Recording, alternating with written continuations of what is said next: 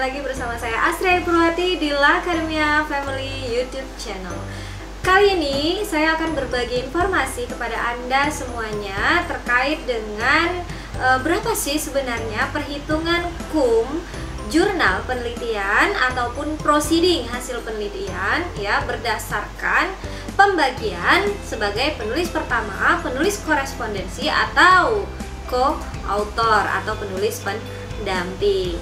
Sebelum kita masuk ke dalam perhitungan dari masing-masing penulis ini ya, saya ingin menjelaskan terlebih dahulu apa itu sebenarnya pengertian dari masing-masing penulis di dalam jurnal maupun di dalam proceeding ini ya, berdasarkan POPAK atau Pedoman Operasional Angka Kredit Kenaikan Jabatan Fungsional Dosen yang paling terbaru Oktober 2019 plus ya yang kita sudah terima, yaitu surat edaran ya yang diberlakukannya POPAK revisi untuk bulan Juli tahun 2020 ini.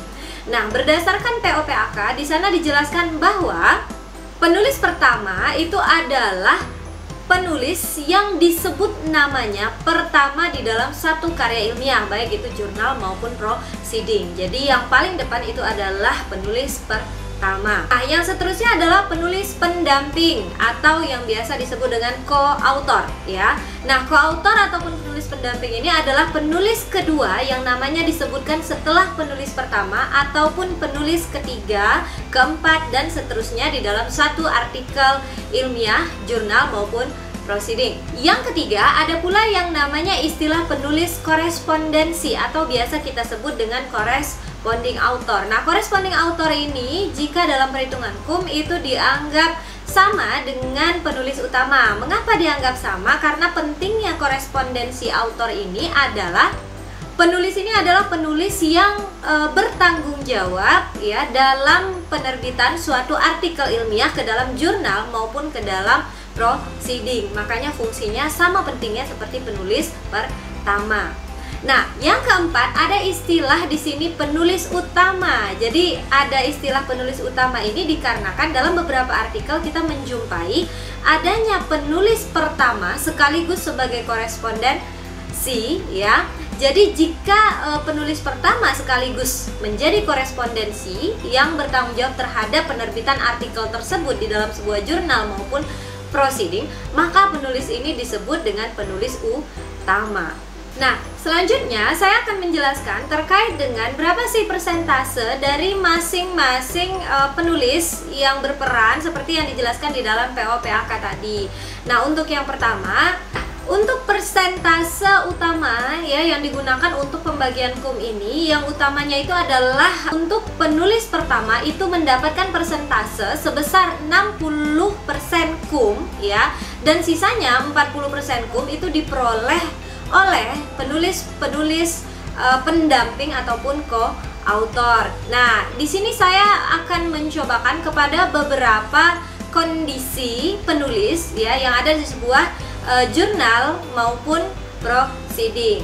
Nah, untuk yang pertama ya di sini saya kondisikan bagi artikel di dalam satu jurnal ataupun proceeding yang terdiri dari dua orang penulis, satu merupakan penulis pertama ya sekaligus korespondensi atau kita kenal dengan penulis utama, dan yang satu lagi merupakan ya co-author atau penulis pendamping. Nah, jika kondisinya seperti ini, penulis utama yakni yang berperan sebagai penulis pertama dan juga penulis korespondensi ini akan mendapatkan KUM sebesar 60%, sedangkan ya co-author atau penulis pendamping yang kedua ini tadi akan mendapatkan KUM sebesar 40%. Nah, itu kondisi yang pertama. Nah, kondisi yang kedua yakni ya jika satu artikel itu terdiri dari dua penulis, yang pertama ya adalah penulis pertama, ingat pertama ya, dan penulis kedua sebagai co-author atau penulis pendamping ini berperan juga sebagai corresponding author yang bertanggung jawab terhadap artikel. Nah, artinya di sini ya dua-duanya sama-sama penting. KUM-nya tidak lagi 60 dengan 40%, melainkan penulis pertama ya memperoleh KUM sebesar 50% dan juga penulis kedua sekaligus sebagai corresponding author itu mendapat kum sebesar 50% juga. Nah, jadi ini jika kondisinya penulis pertama ya dan juga penulis kedua ini merupakan corresponding author yang bertanggung jawab terhadap artikel. Nah, selanjutnya kita masuk ke kondisi yang ketiga ya, dimana kondisi yang ketiga ini terdiri dari 3 orang penulis ya. Yang pertama ini adalah penulis pertama ya, saya kondisikan penulis pertamanya ini sekaligus sebagai corresponding author. Dan sisanya penulis kedua dan ketiga ini adalah penulis pendamping. Artinya di sini kum yang berlaku adalah sama seperti kum yang pertama tadi ya, yang pertama saya sebutkan tadi untuk 2 orang yakni 60 ya berbanding dengan 40%. Namun ya 60%-nya ini dimiliki oleh penulis pertama dan sisanya 40% ini dibagi penulis kedua dan juga penulis ketiga yakni 20%. Nah, ini kum ya yang diperoleh jika terdiri dari 3 penulis dengan penulis pertama ya sekaligus corresponding author atau penulis utama yang disebut namanya dalam POPAK. Nah, kondisi yang keempat adalah jika kondisi 3 orang penulis tadi, penulis pertama ini bukan merupakan corresponding author, dia hanya penulis pertama saja.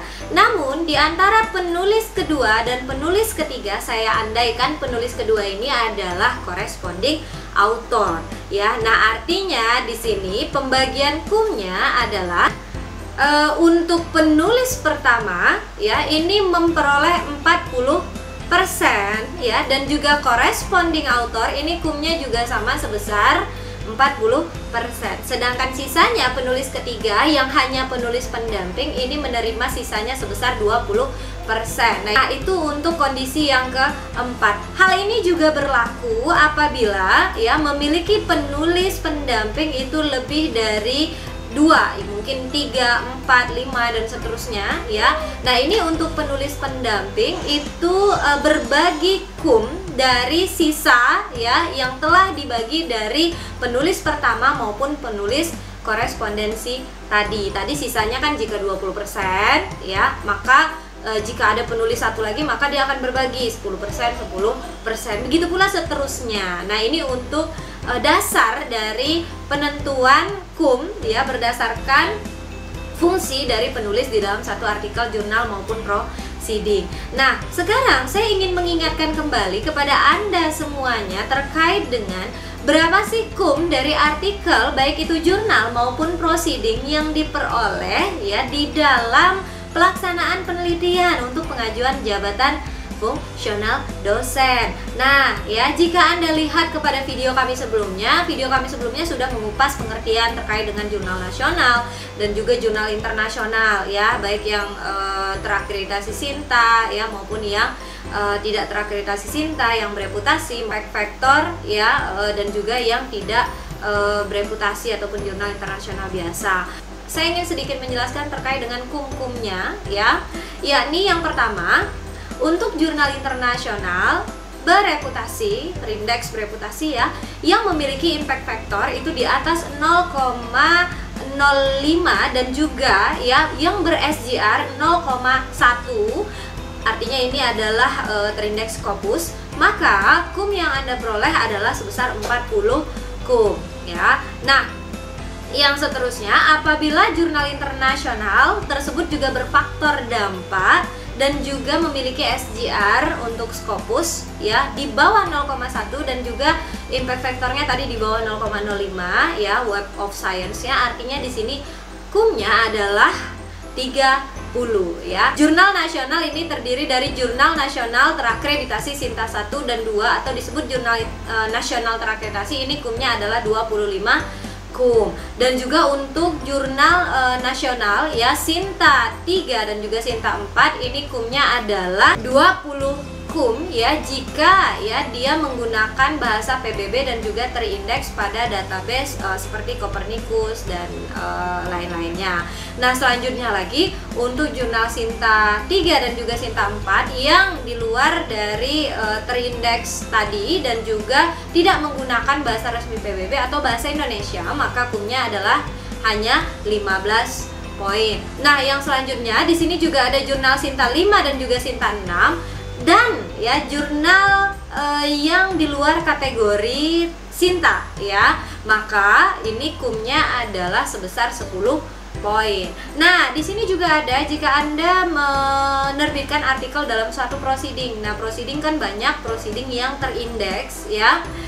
Scopus ya, dan juga pada database bereputasi lainnya, Web of Science dan segala macamnya. Nah, untuk proceeding ini ya, jika proceeding yang diterbitkan itu terindeks pada Scopus dan juga Simago seperti yang terdapat dalam POPAK ya, ini kum yang diperoleh adalah sebesar 30 kum. Nah, selanjutnya ya untuk proceeding ya yang terindeks Scopus, IEEE Explore, SPIE ya, ini kumnya adalah sebesar 25 kum. Sedangkan ya jika proceeding Anda yang diterbitkan itu terindeks di luar dari pengindeks yang tadi saya sebutkan, ini maka kumnya adalah sebesar 15 kum jika dia merupakan proceeding internasional. Namun jika dia proceeding nasional maka kumnya adalah 10 kum.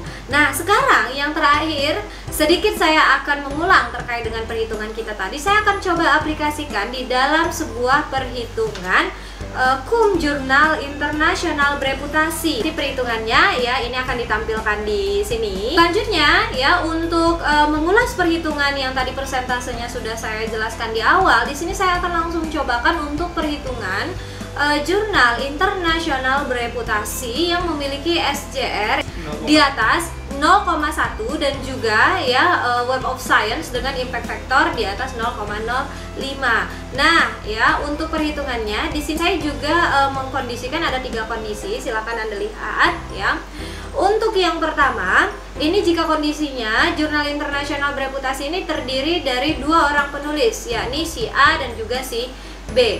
Nah, di sini ya si A berperan sebagai penulis utama, yakni penulis pertama dan juga penulis korespondensi ya. Maka si A akan memperoleh persen sebesar 60% ya. Sedangkan ya penulis pendamping ataupun si B ya ini memperoleh sisanya yakni 40%. Untuk perhitungan ini maka ya penulis utama yang terdiri dari penulis pertama dan juga penulis korespondensi ya akan memperoleh kum sebesar 24 dari tadi total 40 kum ya. Nah, selanjutnya lagi untuk penulis pendamping ya yang sisanya tadi 40%, maka dia akan memperoleh kum sebesar sisanya yakni sebanyak 16 kum ya. Nah, di sini Anda bisa lihat perhitungannya. Kita lanjut yang kedua ya, untuk jurnal internasional bereputasi 40 kum ini jika ya terdiri dari 2 orang penulis, kondisinya yang penulis pertama itu berperan sebagai penulis pertama saja dan juga penulis kedua ataupun penulis pendampingnya berperan sebagai corresponding author. Nah, Anda bisa lihat di sini ya. Untuk pembagian kumnya sama 50% 50% ya, yakni penulis pertama itu memperoleh 20 kum dan juga penulis korespondensi atau penulis pendampingnya ini juga memperoleh 20 kum untuk jurnal internasional bereputasi dengan 40 kum tadi ya. Nah, sekarang saya kondisikan lagi dengan kondisi yang ketiga. Jika terdiri dari 3 orang penulis ya, yakni penulis pertama ya ini sekaligus corresponding author atau penulis utama, penulis kedua adalah penulis pendamping biasa dan juga penulis ketiga juga penulis pendamping biasa. Nah, di sini juga Anda sudah bisa lihat perhitungannya ya. Maka penulis pertama itu memperoleh 60% kum yakni sebanyak 24 kum dan juga penulis kedua dan juga penulis ketiganya ini masing-masing memperoleh 20% yakni 8 kum masing-masing, kedua 8, ketiga dan juga 8. Nah, untuk kondisi yang terakhir ya dapat dilihat di sini, ini adalah kondisi ketika penulis pertama itu bukan merupakan corresponding author, namun ya di antara penulis pendamping, entah itu penulis kedua dan juga ketiga itu adalah corresponding author. Di sini saya umpamakan penulis keduanya adalah corresponding author. Maka di sini kumnya adalah sebesar 40%, 40% dan juga sisanya 20% untuk penulis ketiga, yakni pendampingnya. Jadi berapa kum yang akan diperoleh dari perhitungan jurnal internasional bereputasi ini tadi?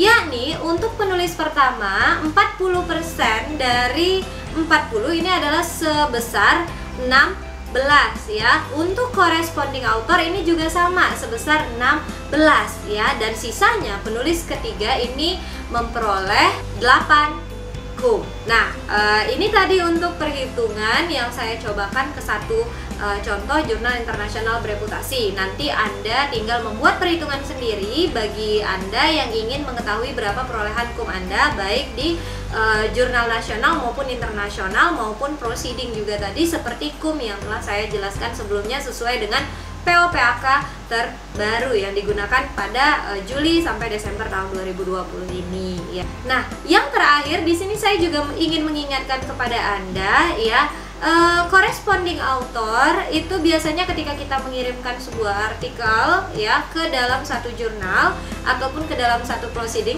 itu biasanya ditandai oleh tanda bintang seperti yang terlihat pada contoh berikut ini ya.